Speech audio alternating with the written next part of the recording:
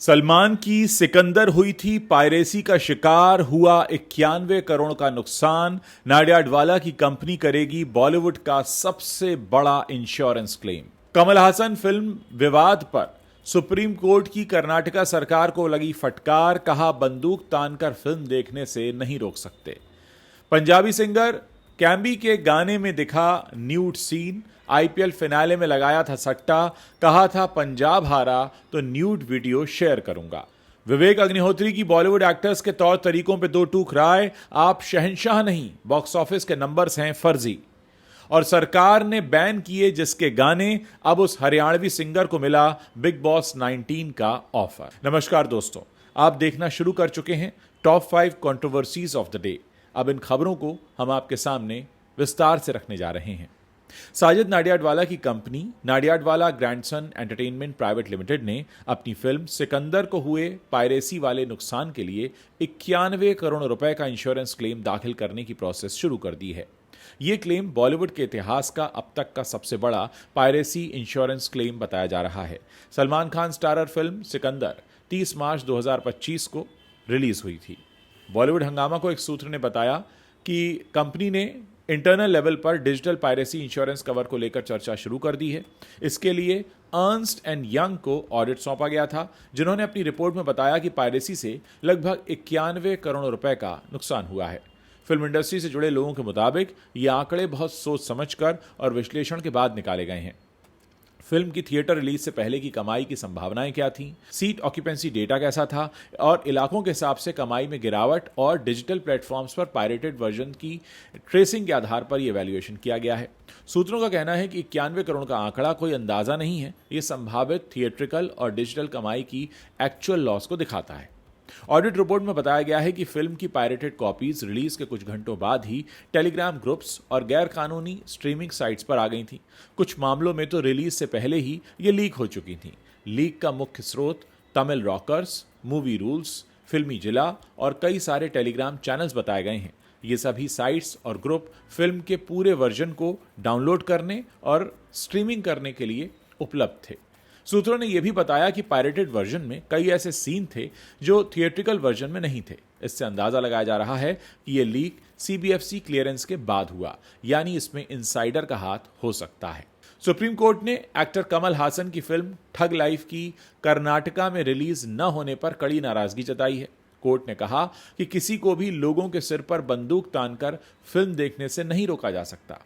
Justice उज्जवल भुइयां और justice Manmohan की bench ने कर्नाटका सरकार से कहा कि जब किसी फिल्म को सेंसर बोर्ड से सर्टिफिकेट मिल चुका है तो उसे देश के हर राज्य में दिखाया जाना चाहिए। कोर्ट ने राज्य सरकार को 1 दिन का समय दिया है कि वो फिल्म की रिलीज पर स्थिति स्पष्ट करे।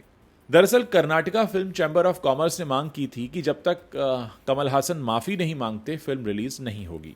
अब सुप्रीम कोर्ट ने इस मुद्दे पर राज्य सरकार से जवाब मांगा है और मामला हाईकोर्ट के पास ट्रांसफर कर दिया है। अगली सुनवाई 19 जून को होगी। आपको बता दें कि कमल हासन ने 24 मई को चेन्नई में ठग लाइफ के ऑडियो लॉन्च इवेंट के दौरान कन्नड़ा भाषा को लेकर एक विवादित बयान दे दिया था। उन्होंने कहा था कि कन्नड़ा भाषा तमिल से जन्मी है। इसके बाद कमल हासन और उनकी फिल्म का कर्नाटका में लगातार विरोध हो रहा है। कोर्ट ने कर्नाटका हाईकोर्ट की उस टिप्पणी पर भी आपत्ति जताई जिसमें कमल हासन से माफी की बात कही गई थी। पंजाबी गायक कैम्बी ने अपना नया गाना तेजमान रिलीज कर दिया है और इस गाने की वीडियो के आखिर में कैम्बी ने लगभग 13 सेकंड तक न्यूड वीडियो रखा हुआ है। कैम्बी ने ऐसा इसलिए किया क्योंकि आईपीएल 2025 में पंजाब किंग्स की टीम मैच हार गई थी। उसने पहले ही बोला था कि अगर पंजाब मैच हारा तो वो अपना न्यूड वीडियो शेयर करेगा। जब पंजाब किंग्स से मैच हारा तभी लोगों ने कैम्बी का मजाक उड़ाना शुरू कर दिया था, लेकिन अब नए गाने में उसने वही किया जैसा कि उसने बोला था। इसका वीडियो पंजाब ही नहीं विदेशों में भी चर्चा का विषय बना हुआ है। दरअसल मूल रूप से पंजाब के पटियाला शहर के रहने वाले पंजाबी गायक कैम्बी राजपुरा ने पंजाब किंग्स और रॉयल चैलेंजर्स बेंगलुरु के मैच से पहले एक वीडियो जारी किया था जिसमें कैम्बी राजपुरा ने कहा था कि अगर मैच में रॉयल चैलेंजर्स बेंगलुरु हमारे पंजाब किंग्स के कप्तान श्रेयस अय्यर और बाकी की पंजाब टीम को हरा देती है तो मैं नंगा होकर डांस वीडियो शेयर करूंगा। वैसे तो लोग सट्टा लगाते हैं मैच पर, मगर हमने भी सट्टा लगा दिया है अपनी इज्जत पर। आपको बता दें कि अब पंजाबी गायक कैम्बी राजपुरा ने तेजमान नाम से गाना रिलीज किया है। 3 मिनट के गाने के आखिर में कैम्बी ने करीब 13 सेकंड का एक वीडियो लगाया है, जिसमें कैम्बी पीके फिल्म के आमिर खान की तरह अपने प्राइवेट पार्ट के आगे एक स्पीकर लेकर खड़े हुए हैं और पैरों में बूट पहने हुए हैं, और साथ ही उनका पूरा शरीर पूरी तरीके से नग्न है। फिल्म मेकर विवेक अग्निहोत्री ने बॉलीवुड सितारों को लेकर बहुत कुछ कह दिया है। विवेक अग्निहोत्री ने कहा है कि बॉक्स ऑफिस कलेक्शन को बढ़ा चढ़ाकर दिखाने का चलन सिर्फ फिल्मी सितारों के अहंकार को बढ़ाने के लिए किया जाता है। उन्होंने कहा कि हाल ही के वर्षों में देखा गया है कि कई प्रोडक्शन हाउसेज अपनी फिल्मों के टिकट थोक में खरीदते हैं, जिससे ऐसा लगता है कि उनकी फिल्में हिट हैं। विवेक अग्निहोत्री ने 3 लीड स्टार्स शाहरुख खान, अमिताभ बच्चन और सलमान खान का जिक्र किया। हालांकि उन्होंने आमिर खान की बहुत तारीफ की। उन्होंने कहा कि आमिर ने अपनी अनकन्वेंशनल चॉइस से हिंदी फिल्मों का चेहरा बदला है। शुभांकर मिश्रा के साथ एक पॉडकास्ट में विवेक ने कहा कि एक समय था जब इंडस्ट्री राजनीतिक रुख अपनाती थी। उन्होंने कहा वो भूकंप और बाढ़ की स्थिति में पैसे इकट्ठा किया करते थे, वो ट्रकों पर निकल पड़ते थे। विवेक ने नाम लिए बिना इंडस्ट्री के 2 बड़े एक्टर्स पर भी निशाना साधा और कहा, आप शहंशाह या बादशाह नहीं हैं। विवेक अग्निहोत्री ने कहा, पहले फिल्म इंडस्ट्री हर आंदोलन में सबसे आगे थी, अब वो चार्टर्ड प्लेन से ट्रैवल करते हैं। उन्होंने देश को बर्बाद कर दिया है। उन्होंने बॉलीवुड को शैम्पू कंडीशनर इंडस्ट्री में बदल दिया है। आपने इंडस्ट्री को ट्रिपल एक्स और ग्लैमर से जोड़ दिया है। कॉर्पोरेट बुकिंग के चलन के बारे में पूछे जाने के सवाल पर विवेक अग्निहोत्री ने कहा कि दर्शक इतने समझदार हैं कि वो इस तरह की चालों से मूर्ख नहीं बन सकते। सलमान खान के शो बिग बॉस सीजन 19 के लिए एक नया नाम सामने आया है। इस रियलिटी शो में अब एक बेहद कंट्रोवर्शियल कॉन्टेस्टेंट की एंट्री हो सकती है। आपने देखा होगा कि बिग बॉस का एक फिक्स फॉर्मेट है और इसमें हर बार एक ही तरह के लोगों को अप्रोच किया जाता है।